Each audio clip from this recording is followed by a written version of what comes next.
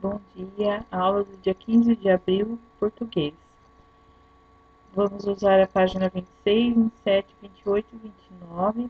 Não esquece de pôr a data, tá? Então, a gente vai ver aqui, ó, essas perguntas não precisa fazer, tá? Então, a gente vai ver um poema, tá? É um poema diferente. Ele se chama Teste. Diga depressa comigo. 1 tigre, 2 tigres, 3 tigres. Se a língua não está dobrada, tente agora outra jogada. O peito de Pedro é preto. Se ainda algum fôlego resta, experimente mais esta. Lá atrás daquele morro tem um ninho de mangafagafos. Mangafagafas. Com 7 mangafagafinhos. Quando a mangafagafa gafa, os mangafagafinhos guifam. Difícil. Se conseguiu a proeza, faça então a fineza de responder sem parar. O céu da boca tem lua, estrela, nuvens e pipas? E a casa do botão? Tem cerca, jardim, portão? Pé de vento usa sapato? Pé de moleque tem calo? Se a todas respondeu sem demora e com acerto, se todas as falas falou, sem gagagagueguejar, sem trocar meu, peu, apá, mi, pi, go, po, vou, po, c, p, é, p. Mais veloz que um tufão, o rei da imaginação. Agora eu vou ler de novo explicando, né? Vocês perceberam algumas letras diferentes, que troca de cor. Vamos ver aqui. Ó. Diga depressa comigo. Um tigre. O que vocês repararam aqui no tigre? O que é isso aqui saindo do G? Se a língua não está dobrada, então depois de você falar isso daqui, né? Esse trava-língua. A sua língua não ficou dobrada, ó. Aí escrever a palavra dobrada, né? Dobrando em 2 pedaços, né? Tente agora outra jogada. O peito de Pedro é preto. E quando foi falar que ele é preto, ó, trocou de cor para preto. Se ainda, então se você, depois de falar esse outro trava-língua, se você ainda tem algum fôlego, ó, eles puseram o O bem grande para falar como se estivesse pegando fôlego, né? Fôlego, resta, experimente mais esta. Então, experimente mais um trava-língua. Lá atrás daquele morro, então escreveram morro, a autora escreveu morro, imitando, né, imitando o formato de um morro. Tem o ninho de mafagafafas. Então, aqui eu não vou ler de novo, tá? Que eu achei difícil. Então, aqui o 7, no lugar do T, ó, escreveram 7. E se conseguiu a proeza, faça-me então a fineza. Então ele está falando, se você conseguiu falar todos esses trava-línguas sem errar, né? Então está chamando de proeza, de uma coisa que é difícil de fazer, né? Faça-me então a fineza, fazer por favor, né? E fineza não é fino? Não vem da palavra fino? Então escreveu mais fino, tá? De responder sem parar. O céu da boca, então aqui, ó, o O da boca fez maiorzinho para parecer o formato da boca aberta, né? Tem lua, estrelas, no lugar do T fizeram uma estrela, a autora fez uma estrela. Escreveu nuvens em azul e pipas. Escreveu colorido porque as pipas são coloridas, né? Então, olha só essa pergunta. O céu da boca tem lua, estrela, nuvens e pipas? O que você responderia? E a casa do botão? Tem cerca, jardim e portão? Então, a cerca foi escrita de marrom, né? A cerca de madeira, o jardim verdinho. E aqui o portão, talvez queira imitar um portão com esse risco de ter, não sei, né? Dá para pensar isso. Então aqui, o que que é a casa do botão? Vocês sabem o que que é a casa do botão? Sabe aquelas camisetas, camisa ou vestido que tem botão? Então, aonde entra o botão se chama casa do botão, aquele buraquinho que a gente põe o botão, tá? Então a gente fala casa do botão, né? Aí parece que tá falando de uma casa. Aí pergunta, tem cerca, jardim e portão? Pé de vento usa o sapato? Então, pé de vento é um vento que passou bem rápido, tá? Pé de vento usa sapato? Então, perguntou se usa sapato, porque aqui tem a palavra pé, né? Pé de moleque tem calo? Então, mais uma vez aqui tem o pé, tá? E aí perguntou se tem calo, porque calo tem no pé, né? Se a todas respondeu, todas o que? Essas perguntas. Sem demora e com acerto, se você respondeu sem demora e acertou todas, se todas as falas falou, que é essas daqui, ó, as falas, tá? Sem gaguejar, né? Aí escreveu aqui como como se falasse gaguejando, né? A palavra gaguejar. Gagagejar. Gagagá, gegegejar.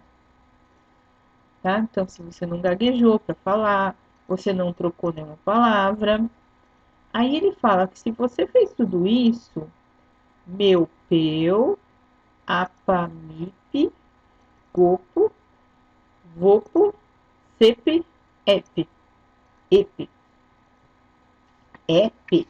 O que que vocês perceberam aqui? Dá para entender o que que a pessoa falou? Se você olhar só o que está escrito em preto, você vai ler: meu amigo, você é mais veloz que um tufão. Então ele disse que se você respondeu tudo, acertou, não gaguejou para falar os trava-línguas, meu amigo, você é mais veloz que um tufão, o rei da imaginação. Agora vamos entender isso daqui. Vocês conhecem a língua do P? Então, a língua do P é uma brincadeira que você fala a palavra falando desse jeito aqui, que eu vou ensinar, tá? Como se fosse um código que a outra pessoa tem que entender, tá? Então, aqui tem meu, pôs um P e ficou peu, tá? Meu virou peu. Então, você tem que seguir a vogal, tá? O A do amigo, depois você fala pá, tá? O mi tem o i, então você fala pi, depois da sílaba, né? O go tem o o, então você fala pô, tá? Meu, peu, apa, mipe, gopo. Agora aqui, vô, se tem o o, então você vai falar pô. Se tem o e, você vai falar p, com o mesmo som, tá? Do acento. Pode ver que o som é diferente, ó. C, é, tá? E aqui o E, você vai pôr o P e o E. É P. É pé, tá? Então, essa é a brincadeira do P, a língua do P. Eu conheço outra brincadeira da língua do P, que você fala o P antes. E não precisa mudar aqui, não precisa juntar com vogal. Seria PME, PEU, PA, PMI, pegou. Tá? Então, a brincadeira que eu conheço, você vai falando o P na frente. Tá? Essa aqui é um outro jeito. Então, se vocês conheciam essa brincadeira do P, a língua do P, conta pra tia, tá? Manda mensagem falando que você já brincou, se é difícil, se você já conhecia, tá? Agora a gente vai para a próxima página, que é a interpretação do poema, tá? releia a primeira estrofe do poema. Então, toda vez que você vê poema, você tem que saber o que é estrofe e verso. Então, vamos lá que eu vou ensinar para vocês. Pediu para ler a primeira estrofe. Então, as estrofes, ó, são esses grupinhos de frases, tá? São separadas, ó, pulou uma linha, tá? Então, elas são separadas por linhas puladas. Aqui, ó, tem uma estrofe, aqui tem outra, dá para perceber certinho, né? Ó, aqui tem outra estrofe, outra, dá para ver aqui o espaço pulando? É o que separa as estrofes, tá? Então, isso é estrofe. Agora, verso é cada uma das linhas, tá? Dentro de qualquer estrofe existem os versos, tá? Então, vamos continuar. Releia a primeira estrofe do poema. Então, você tem que ler esse grupinho de frases aqui, tá? Diga depressa comigo. 1 tigre, 2 tigres, 3 tigres. Que brincadeira oral aparece nessa estrofe? Então, é uma brincadeira que são palavras difíceis de falar sem parar, né? Sem errar. Então, essa brincadeira chama trava-língua, tá? Trava, tracinho, língua. Há outras brincadeiras como essa no poema? Quantas há no total? Então, como essa, tá? Igual a essa, o trava-língua. Quantas vezes aparece o trava-língua aqui? 1, 2 e 3, tá? Depois, tem umas perguntinhas, tá? Então, o trava-língua tem 3 vezes. Primeiro você tem que responder se há outra. Sim, ponto. 3. Quem escreve um texto é chamado de autor. A autora do poema Teste, que é esse que a gente leu, é Ângela Leite, mas a voz que se expressa no texto e que faz várias perguntas não é a dela. Não é. Ela escreveu como se não fosse ela que estava falando, tá? É como se fosse alguém fazendo desafios pra gente, tá? Então não é como se ela tivesse, a autora estivesse conversando.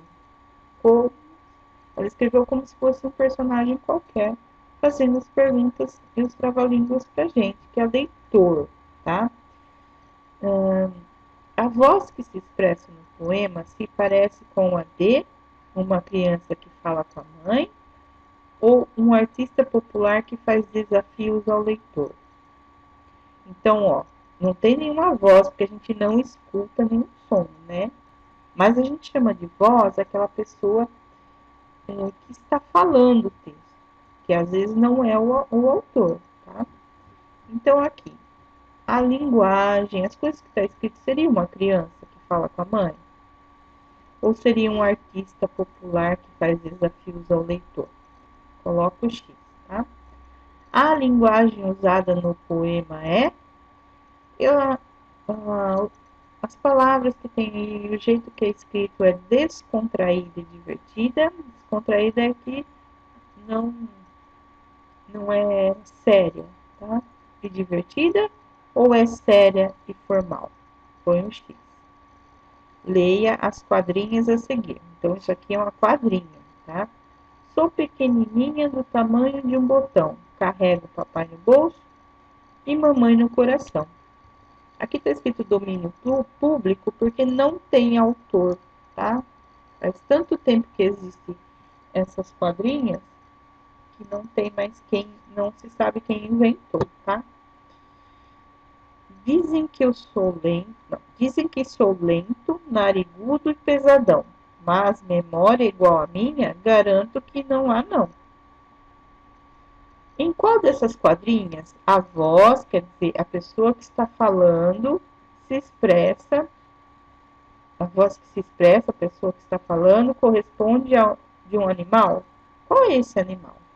Então, se a pessoa está falando, né, eu sou pequenininha, do tamanho de um botão, carrego papai no bolso, não é no coração, é um animal isso? Seria um animal que está falando que carrega papai no bolso, no meio do coração? Aqui dizem que sou lento, narigudo e pesadão, mas memória igual a minha, garanto que não há não. E aqui? Será que é um animal que está falando? Esse animal teria que ser lento, narigudo e pesadão. Vocês conhecem algum animal assim? E tem uma memória excelente. Ó, igual a minha, garanto que não há não. Que não existe ninguém com a memória igual a ele. Para saber qual é o animal que teria uma memória excelente, precisa saber algumas características desse animal. Além do físico, ele também tem memória boa, tá? Então, qual dos dois seria um animal?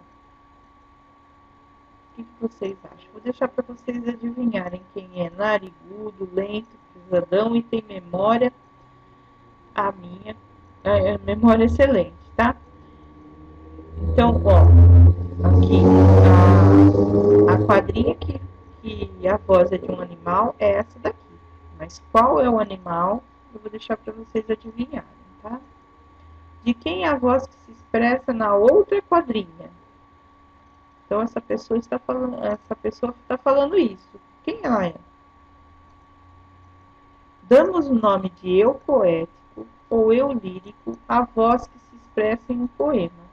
Um autor pode escrever um poema expressando-se como um adulto, uma criança, um animal ou até mesmo um objeto. Então, quem escreveu pode escrever como se fosse um objeto, como se um objeto estivesse falando, ou um animal, tá? Isso que é a voz, tá? Que se expressa. E essa voz que se expressa é chamada de eu poético ou eu lírico. Mais uma página. A quem o eu poético se dirige no poema? Então, agora a gente aprendeu que a voz que se expressa é o eu poético, tá? Então, mesma coisa que voz aqui. A quem a voz se dirige no poema? Então, lá no poema, hein? Esquece as quadrinhas. Lá no poema, para quem está sendo falado? Para o leitor, para um amigo ou alguém que está participando de um concurso? Além dos trava-línguas, o poema apresenta uma brincadeira popular conhecida como língua do P. Veja essa brincadeira nos versos abaixo.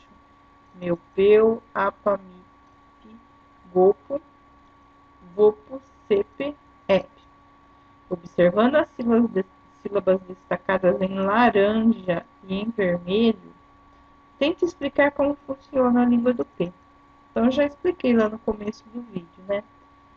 Que dependendo da vogal, você vai escrever o P com a vogal que está naquela sílaba, tá?